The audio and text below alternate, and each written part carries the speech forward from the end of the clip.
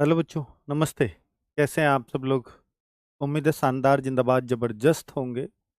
Delhi police की भर्ती पे मैंने लगातार वीडियोस करे हैं, आपको मालूम होगा। जब से एसएससी का कैलेंडर आया है, करीब 1 साल हो गया। और उस 1 साल में मैं आपको जनवरी से ही लगातार ये मोटिवेट करता आ रहा हूँ, ताकि बच्चे को ये डाउन फील ना हो कि मैं दिल्ली पुलिस की इतनी लंबी तैयारी कैसे करूँगा। और बच्चों, एक बात मैंने शुरुआत में बोली थी कि दिल्ली पुलिस में सेलेक्ट वही होता है जो लंबी तैयारी करता है। कोई ये कहे कि नहीं, मैं एकदम फ्रेशर हूँ, मुझे 2 महीने में 3 महीने में सिलेक्शन दिला करके दिखा दो, मैं कहूँगा कि भाई वो 10 साल पहले 15 साल पहले हुआ करता था। अब ऐसा नहीं होता। अब आपको एक लंबी तैयारी करनी ही होती है। जब से 2016-17 के बाद से बहुत मेहनत लगने लगी है दिल्ली पुलिस को क्रैक करने में। तो भाई, क्योंकि अब इतने टाइम, चूंकि जब एक बच्चा जो कांस्टेबल की ही तैयारी कर रहा हो, वो इतने लंबे टाइम तक एक चीज पे टिका नहीं रहता है। हमने देखे हैं कि जो बड़े बड़े माइंडसेट के लोग हैं और यूपीएससी की तैयारी करते हैं, वो तो टिके रहते हैं 3-3 साल, 2-2 साल, उनका गोल ही नहीं बदलता। लेकिन यहाँ पर समस्या यही है, क्योंकि ये बहुत जरूरतमंद बच्चा होता है। दिल्ली पुलिस की वैकेंसी आई तो इसकी तरफ मूव कर गया, दूसरी कोई बीच में आ गई, अब उस तरफ ध्यान लगा लिया, फिर तीसरी कोई अट्रैक्टिंग आ गई तो फिर उस तरफ ध्यान दे लिया। अच्छा, दिल्ली पुलिस आने वाली है, अब दिल्ली पुलिस पे लग जाता हूँ। ये बहुत होता है यहाँ पर। बिल्कुल, मैंने शुरुआत से आपसे बोला हुआ है कि भाई, अगर आप दिल्ली पुलिस निकालना चाहते हो तो एग्जाम सारे दो, लेकिन मन में एक ही टारगेट होना चाहिए कि दिल्ली पुलिस, फाइनली मुझे दिल्ली पुलिस ही करना है। एग्जाम में सब दूंगा, पढ़ाई में सबके लिए करूंगा, लेकिन करना दिल्ली पुलिस है। तो वो लोगों का बहुत आसानी से निकल आता है, क्योंकि उनके दिमाग में सिर्फ और सिर्फ दिल्ली पुलिस चल रहा होता है। ठीक है, चलो, क्योंकि देखिए सबसे शानदार पुलिस है दिल्ली पुलिस, को दिल की पुलिस कहा जाता है। आप देखेंगे जो इनके ट्विटर हैंडल बने हुए हैं ना, डीसीपी हो और बड़े बड़े अधिकारियों को, तो वहां भी दिल की पुलिस ही लिखा जाता है, इसको दिल्ली पुलिस। और सब दिल खुश लोग रहते हैं यहाँ पर। किसी को बहुत हताश निराश यहाँ नहीं किया जाता, ना नीचा फील कराया जाता कि आप सिपाही हैं या हेड कांस्टेबल। ये इस फोर्स की थोड़ी खास बात है बाकियों के मुकाबले। बाकी जगह आप देखेंगे तो बहुत, मतलब कई बार ऐसी चीजें सुनने को मिलती हैं कि निचले वालों को कोई कुछ समझता ही नहीं है, और सबसे नीचे कांस्टेबल होता है। ठीक है, आजकल तो कांस्टेबल से भी नीचे वो अपने होमगार्ड रखने लगे हैं। खैर, वो एक अलग बात है। दिल्ली पुलिस में भी होते हैं होमगार्ड, इसमें कोई शक नहीं है। ठीक है भाई, तो आप दिल्ली पुलिस का बहुत दिनों से वेट कर रहे थे, संभवतः फॉर्म से पहले अभी मेरी अंतिम वीडियो होगी आपको मोटिवेट करने की। अब मैं सीधा जो आऊंगा वो फॉर्म की वीडियो ही लेकर के आऊंगा, नोटिफिकेशन की ही वीडियो लेकर के आऊंगा, क्योंकि वो बहुत नजदीक है अब आपके। ठीक है, वैकेंसीज कब, आपको याद होगा कि भाई, मैं लगातार आपसे पिछले 2 महीने से ये कह रहा हूं कि सितंबर में, सॉरी, अगस्त में वैकेंसीज नहीं आएंगी, सितंबर में आएंगी। पिछले 1-2 महीने से तो कह रहा हूं मैं। पहले मैं कहता था हो सकता है जुलाई में भी आ जाए, हो सकता है अगस्त में, पर मैं सितंबर कहने लगा जब से एसएससी आंदोलन वगैरह की बात चली। तो क्योंकि अक्टूबर में फिर नहीं आएंगी, अगर सितंबर में नहीं आई तो फिर नवंबर में आई तो बहुत लेट हो जाएगा।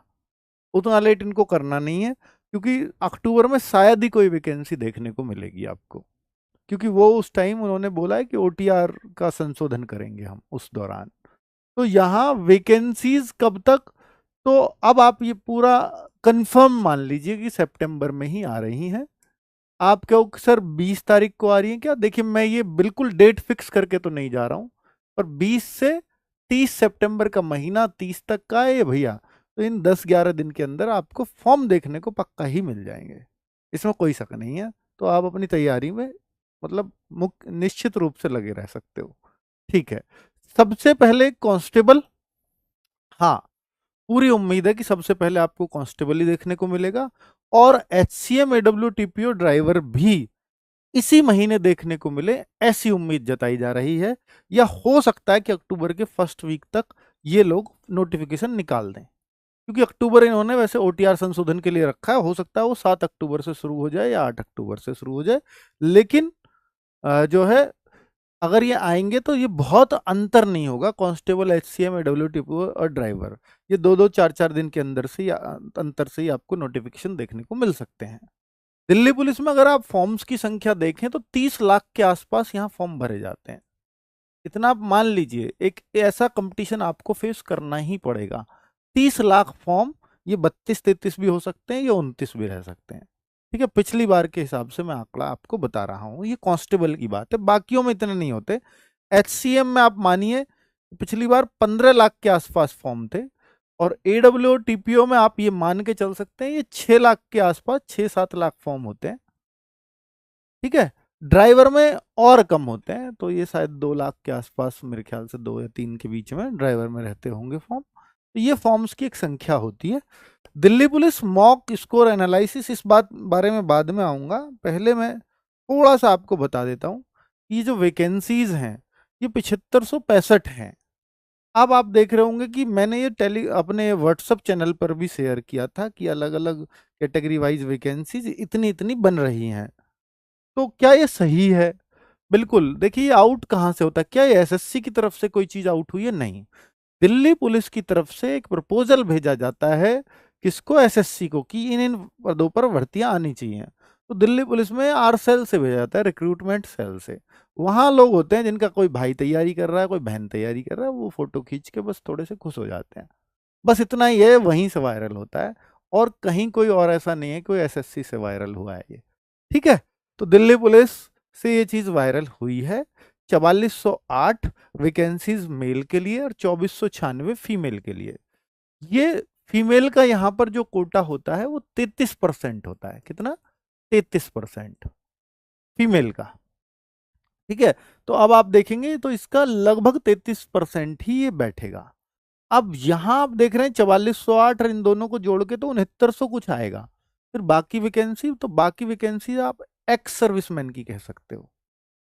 एक्स सर्विसमैन की बाकी वैकेंसी जोड़ करके करीब 7565 बन जाती हैं। ठीक है, general, EWS, OBC, SC, ST सबकी कैटेगरी वाइज खोली हुई हैं। तो फिर आप इसको किसी भी तरह से फेक नहीं कह सकते, क्योंकि कोई कैटेगरी वाइज अगर आपको वैकेंसी खोल के दे रहा है तो फिर वो इतनी मेहनत नहीं करेगा, और ये फालतू में इतने आंकड़े कोई भी नहीं लगाएगा। तो आप इसको सच मान सकते हो। ठीक है, इसलिए, और इतनी सच्चाई है इसकी, बाकी कोई कहे कि नहीं मैंने ही किसी को लेटर को जाते हुए तक देखा है, तो वो तो मैं नहीं कहूंगा। ठीक है, चलो आगे अगर मैं बात करूं, भाई देखिए क्या क्या आपको चाहिए होगा, इतना जरूर ध्यान दे लीजिए कि जो मेल हैं उनकी 12th योग्यता या फीमेल की 12th योग्यता, बस दोनों का बिल्कुल सेम होता है। फिजिकल तो दोनों की अलग अलग कंडीशन है, 3 चीजें होती हैं फिजिकल में, रनिंग है, लॉन्ग जंप और हाई जंप है। ठीक है, लड़के लड़कियों की अलग अलग कंडीशंस हैं। यहाँ पर जो एक ध्यान देने वाली बात है कि जनरल के लिए 18 से 25 एज है, ओबीसी के लिए 18 से 28 है, लड़के हों चाहे लड़कियां, और एससी एसटी के लिए 18 से 30 है। ठीक है, डीएल जो चाहिए वो लड़कियों को नहीं चाहिए, किसी को भी, केवल लड़कों के लिए चाहिए, और वो भी आपके फिजिकल के समय आपके हाथ में होना चाहिए। ऐसा नहीं मांगेंगे कि फॉर्म की लास्ट डेट तक आपको डीएल चाहिए। डीएल जो होता है लाइट मोटर व्हीकल होता है, लाइट मोटर व्हीकल आपका होना चाहिए।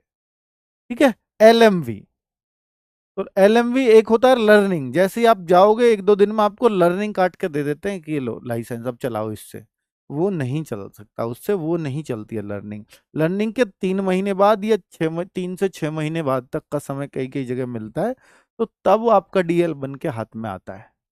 तो इस तरह से आप ये मत मान लें कि भाई मैं तो जाऊंगा 2 दिन में लाइसेंस बन जाएगा, नहीं बनता है। ठीक है, इसलिए अपनी तैयारी पहले से करें। तो फिजिकल के समय मांगा जाएगा, और आप फिजिकल ये एक्सपेक्ट कर लीजिए कि मार्च अप्रैल से पहले नहीं होंगे, तो मार्च तक का समय है आपके पास लाइसेंस बनवाने का। तो जो अब से अप्लाई करोगे तब भी बन जाएगा बहुत आराम से। ठीक है, ओबीसी, एससी, एसटी के लिए सेंट्रल का कास्ट सर्टिफिकेट चाहिए, ये बिल्कुल ध्यान रखना भाई, सेंट्रल का ही होना चाहिए, इसमें कोई कोताही ना बरते। और डीएल, डीएल जो है वो यहां भी चाहिएगा, और ईडब्ल्यूएस में डीएल तो यहां भी चाहिए, लेकिन ईडब्ल्यूएस का सर्टिफिकेट चाहिए होगा 1 अप्रैल के बाद का हो, बेहतर होगा ये सेंट्रल का हो आपके पास। ठीक है, चलो, तो मैं अभी थोड़े से जवाब आपको और दे जाता हूं कि इन बातों पे, कि दिल्ली पुलिस का मॉक स्कोर और एनालिसिस, ये दोनों चीजें मैं आपसे कहूंगा कि अगर आप दिल्ली पुलिस में बैच कंप्लीट कर चुके हैं, पढ़ाई अच्छे से हो चुकी है आपकी, तो भाई आपका जो मॉक स्कोर है ना, वो करीब करीब मुझे ऐसा लगता है कि अब आपको 65 या 65 से प्लस आपको कर देना चाहिए।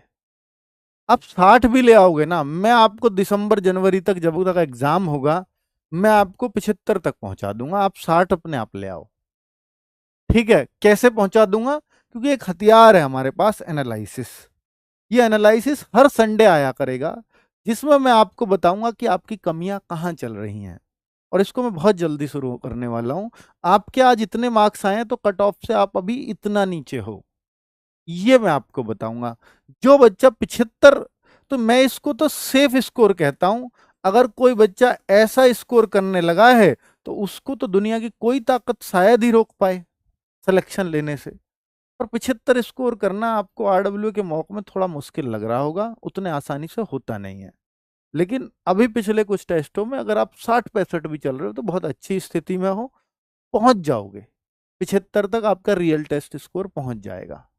ठीक है, हम थोड़ा सा हार्ड लेवल लेकर के चलते हैं। पिछली बार भी हमने देखा है कि जो बच्चे यहाँ 65 और 68 और 70 कर पाते थे, वो वहां 78 और 80 भी करके आए हैं। इसलिए बहुत घबराने की आवश्यकता आपको नहीं है। ठीक है, चलिए अभी आपकी तैयारी कितनी है ये आपको इसी से जांचना है। अभी कुछ लोग कहेंगे नहीं सर अभी मुझे मॉक नहीं देना है, तो आप पहले अपना सिलेबस अच्छे से कंप्लीट कर लीजिए, समय है आपके पास। मॉक आप एग्जाम से 2 महीना पहले भी शुरू करते हैं, चलेगा, कोई दिक्कत वाली बात नहीं है। लेकिन अगर आपकी तैयारी ठीक ठाक हो चुकी है, सारे सब्जेक्ट पढ़ लिए हैं, अब पढ़ना बोरिंग लगता है कि सब कुछ आ गया है, ऐसा भी एक स्थिति आती है जब लगे कि किताब उठाएं यार ये सब कुछ तो आता है, तो फिर आपको मॉक में स्कोर बढ़ाने के प्रयास करने चाहिए और उसमें ये देखना चाहिए कि मेरी गलतियां कहाँ कहाँ हुई हैं। मॉक एनालिसिस, सेल्फ जो एनालिसिस होता है ना, जब आप मॉक देते हैं तो उसके नीचे हर क्वेश्चन को ये आता है ये आपका गलत है, ये सही है, इसका सॉल्यूशन ये है। तो जो आपकी गलतियां हुई हैं तो उन चैप्टर्स को जरूर नोट करें कि यार जो चीजें मैं इन चैप्टर्स को अपना बहुत स्ट्रांग मान रहा था, इनसे भी मेरी गलतियां हुई हैं। और वो अगर गलतियां हुई हैं तो वो किस टाइप की हुई हैं, क्या मैं आगे भी इन गलतियों को करूंगा? खुद से क्वेश्चन पूछिए, क्या मैं ऐसी गलतियां आगे भी करूंगा क्या? फिर आप देखो कि मैंने ये गलती क्यों करी, मैं इस क्वेश्चन में क्या सोच रहा था जो ये मेरी गलती हुई। तो आपको पता लगेगा कि हाँ यार मैं ऐसे पढ़ जाता हूँ, ये मेरी कमी है। तो आप अपनी अगर उन कमियों को पहचानने लगो, कमी पहचानने का एक प्रोसेस है, ऐसे नहीं पता चलती है। एनालिसिस में भी जाकर के जब आपने क्वेश्चन देखा, पहले तो उस क्वेश्चन को छांटो जो आपको लगता था कि ये आता है, फिर भी मेरा गलत हुआ, उसी क्वेश्चन को पकड़ लो।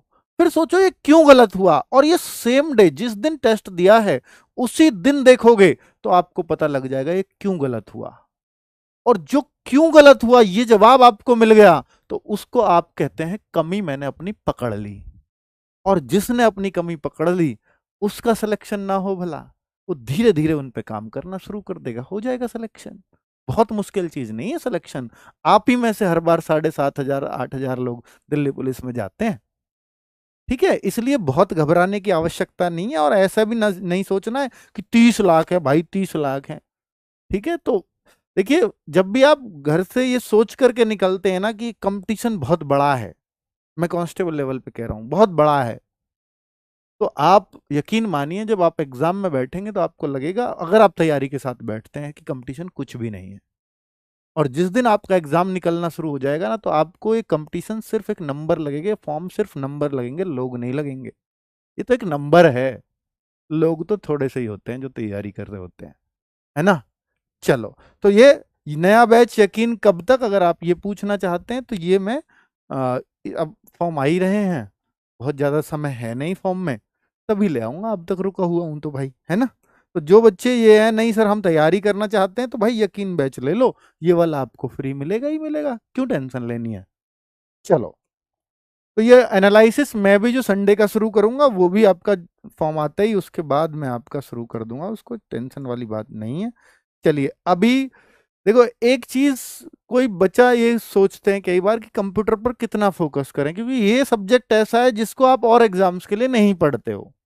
और दिल्ली पुलिस का जो कंप्यूटर है वो एक्सेल और वर्ड ओरिएंटेड है, पूरा एक्सेल और वर्ड ओरिएंटेड है, इसके अलावा कुछ नहीं है दिल्ली पुलिस के कंप्यूटर में।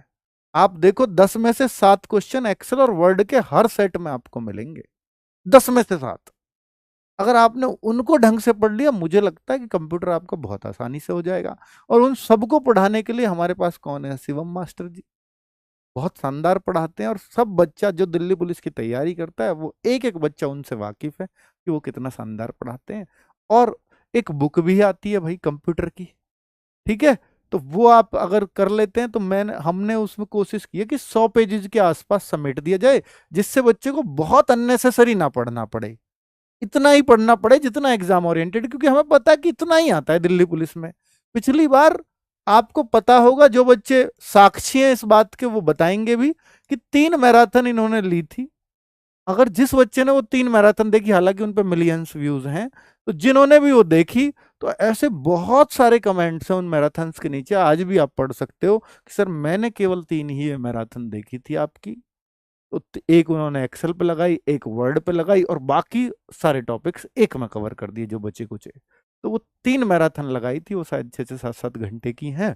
तो उन 3 मैराथन से बच्चा ये बोलता है, कोई कहता है मेरे 10 में से 9 क्वेश्चन इसमें से आ गए, कोई कहता है मेरे 10 में से 10 आ गए, कोई कहेगा 10 में से 8 आ गए, शायद इससे नीचे का कोई कमेंट ही नहीं मिलेगा आपको।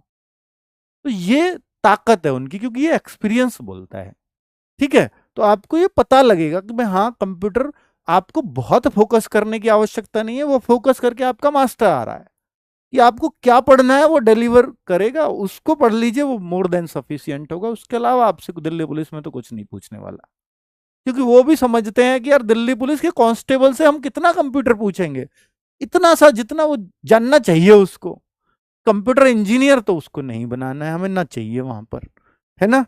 चलो, ये अभी प्रैक्टिस सेट्स चल रहे हैं, जो कांस्टेबल, एचसीएम, एडब्ल्यूटीपी और ड्राइवर सबको मिलाकर के देख रहे हैं। हालांकि एडब्ल्यू की बहुत डिमांड है कि सर साइंस का प्रैक्टिस सेट शुरू कर दीजिए, ड्राइवर वाले बच्चे भी कह रहे हैं कि सर हमारा ड्राइविंग स्पेशल का कर दीजिए। ये सब इस महीने फॉर्म आ ही रहे हैं, अब मैं तो कहूँगा अगले हफ्ते फॉर्म आ ही रहे हैं, तो फिर ये सब शुरू कर दिया जाएगा, चिंता मत करिए। एडब्ल्यूटीपीओ का साइंस का प्रैक्टिस सेट्स भी शुरू होगा, तो शायद शुरू भी हो गया हो, मैं अभी देखता हूँ धर्मेंद्र सर से, नहीं हुआ। हाँ, धर्मेंद्र सर कह रहे थे या तो इस मंडे से शुरू हो रहा है, शायद 22 तारीख से, ठीक है। और ड्राइवर वाला भी बहुत जल्द हम शुरू करने वाले हैं। तो और ये प्रैक्टिस सेट्स आपके ऑलरेडी चल रहे हैं, जिन बच्चों का बैच कंप्लीट हो गया वो प्रैक्टिस सेट्स कर सकते हैं। प्रैक्टिस सेट टिल एग्जाम ये रहेंगे ही रहेंगे आपके, ठीक है। चलिए, तो मुझे लगता है कि जानकारी पूरी हो गई, और 26 अगस्त से चल रहे हैं भाई ये लगातार, ठीक है भाई। तो इंतजार करिए 20 सितंबर या उसके बाद का, तो फॉर्म आपको शायद देखने को मिलने वाले हैं। बहुत बहुत पक्की सी खबर है, आप इसको पक्की कच्ची मत कहिए, पक्की सी खबर है ये, ऐसा कह सकते हैं। थैंक यू, नमस्ते।